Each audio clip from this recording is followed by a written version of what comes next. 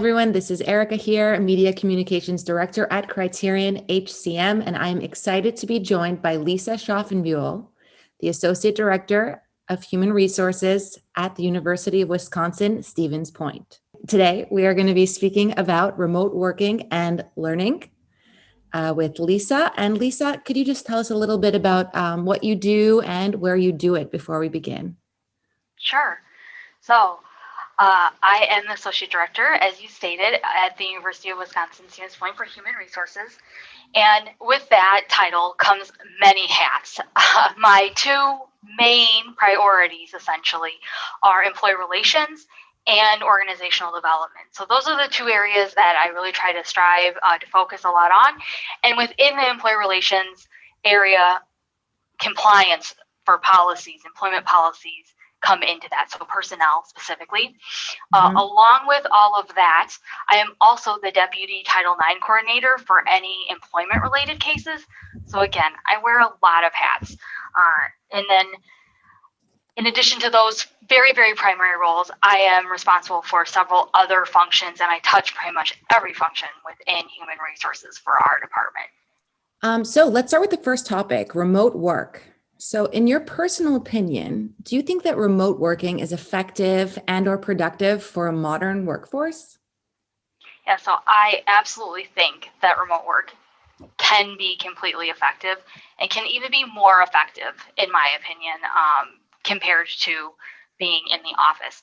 I think it really truly comes down to the supervisor and the manager, however you want to refer to it, and the employee talking about the needs of the role, productivity, having great check-in opportunities, team building, engagement, those kind of things. And a supervisor trying to kind of let go of, if they lean towards micromanagement, really letting some of that go and stepping up as a leader and going, I'm going to let my employee decide how to get things done, and I'm going to put in some accountability measures that help me ensure that they're getting things accomplished while not micromanaging them or putting extra burden on them to document everything that they're doing and at times, etc. And are there some best practices that you use in order to achieve that you would want to share with us? Yeah, absolutely. So we, at my institution, we use a lot of Zoom. So I really encourage that. It doesn't have to be that company, right? It can be any telecommuting conferencing system. And we actually, as a team, do daily check-ins. So every day the team gets together and we kind of do a round robin of what big rocks or items do you want to try and accomplish today? Or are you just kind of doing the same thing you did yesterday and normal day? And that really helps us check in for projects, and it also just helps us check in for engagement, right? Is someone going to probably have a bad day and we need to help lean on that person and support them a little bit more? And it also allows our team to say, hey, I've got this issue. It may come your way in a different manner, and let's make sure that we're collaborating on it and or brainstorming on how to address the problem. So I highly encourage any department to do something like that. And again, it doesn't have to be daily, but even if it's maybe 3 times a week, I think a lot of departments, just in general, not necessarily saying at UWSP, but they could have decided, well, we did a 1-week check-in and we're going to keep the 1-week check-in. I don't even think that was probably effective before, and it's probably even less effective now if you just kind of kept doing the same type of thing you did, because you don't have those day-to-day interactions where you can just bump into your manager or a coworker and do those collaborations. So you have to be more intentional about it. The other piece to that is definitely team building and engagement. Our team really tries to have fun, and I'm going to pick on one of my coworkers. He loves it when I do this because it's really fun, and I try to highlight it. It's actually a best practice, and it doesn't have to be this specific period, but it's about having fun. So every day, one of my coworkers tells us at least 2 jokes, and they're, of course, always corny or silly, and some of them were like, boo.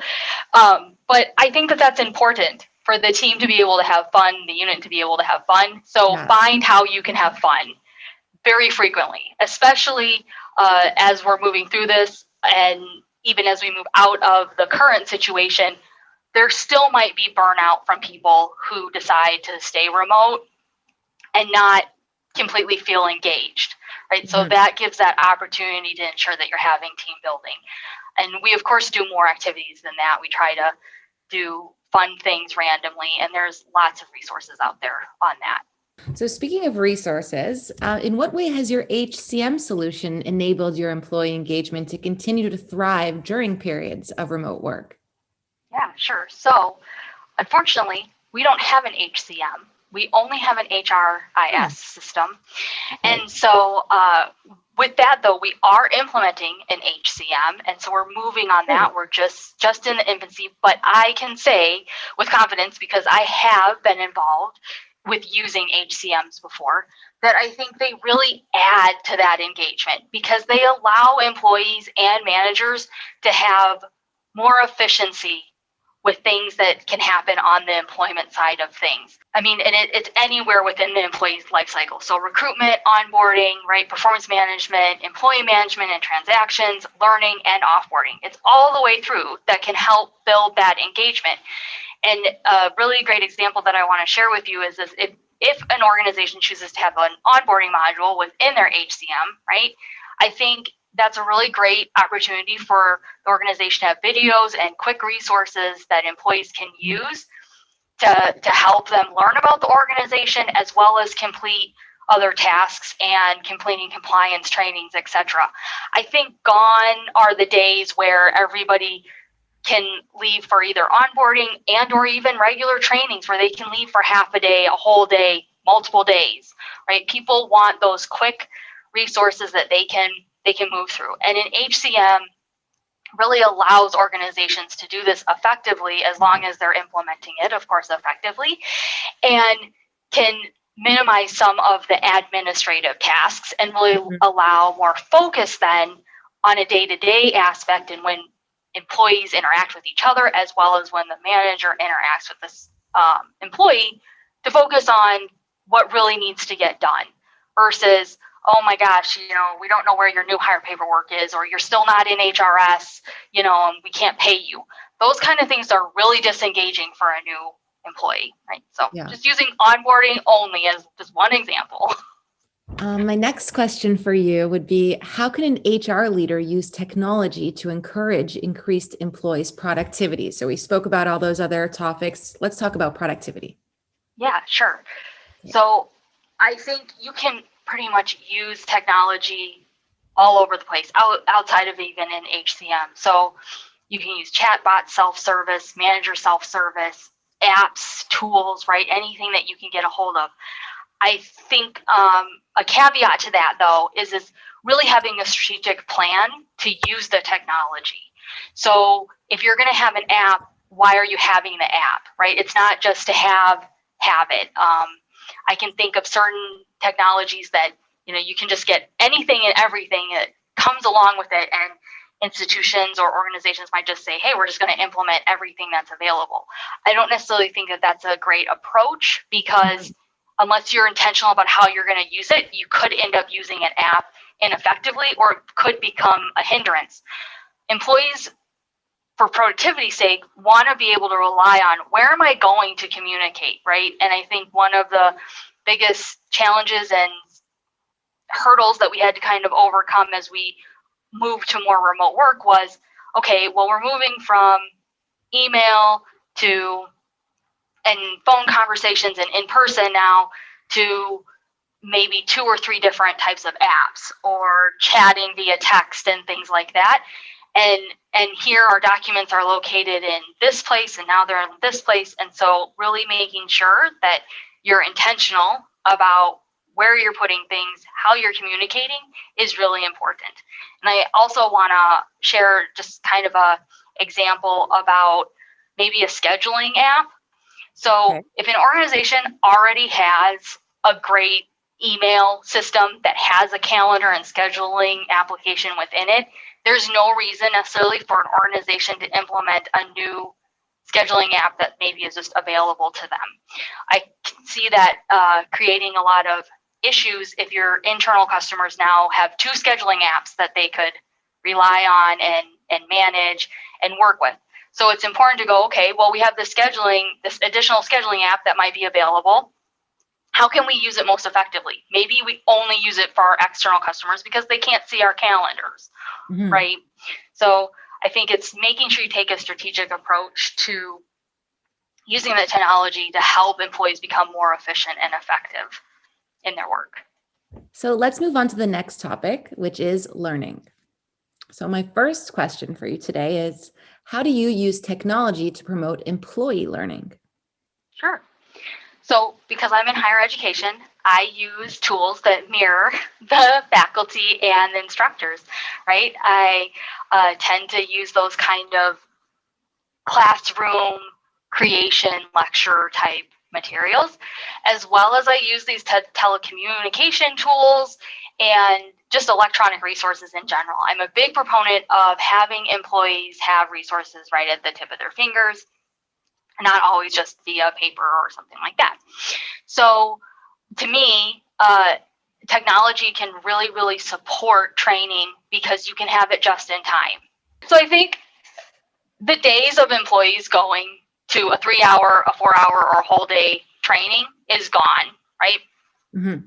I think instead employees, one, from a learning perspective and an application perspective, want just-in-time training, right? And so do managers. Managers don't want to lose their employee for a whole day, half day thing.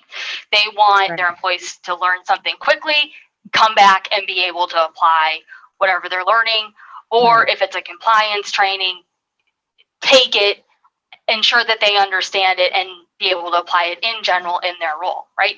And so just in time is becoming even more important than it was before this whole situation, right? So to me, that's where technology really helps us out, is to be able to create these videos and create more just in time, especially for organizations that maybe don't have an HCM or a learning module that allows them to already have those capabilities within their structure.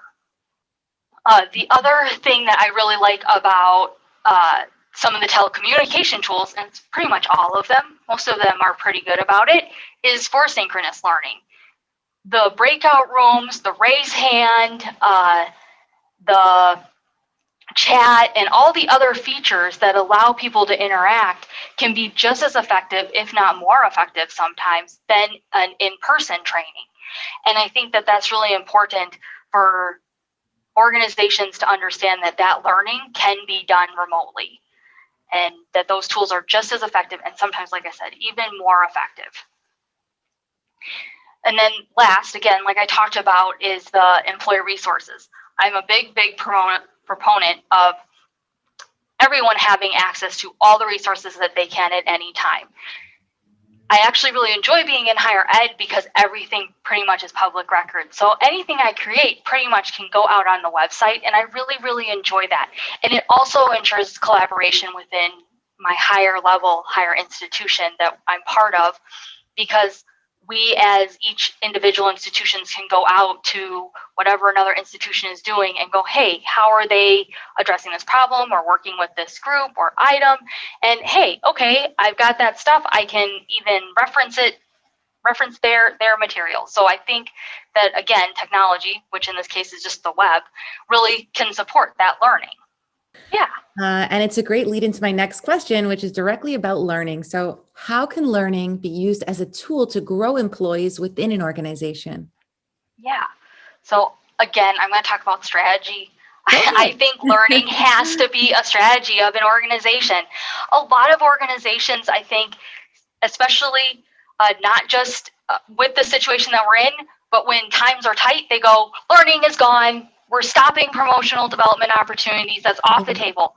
That is such a short-sighted strategy, and it harms the organization long-term. It harms employees long-term, and it really needs to be built into the strategy of the organization always, and never should leave the table. So with that, then within the strategy, you need to create programs to support employees to learn. To me, a big proponent of that is saying your development is part of your performance management. Even if it's just you meeting, you taking on and learning extra opportunities taking classes or doing networking, etc., whatever it might be, to meet the needs of your role. So even if you don't want to grow outside of your role and you're happy where you are, you still need to continue learning.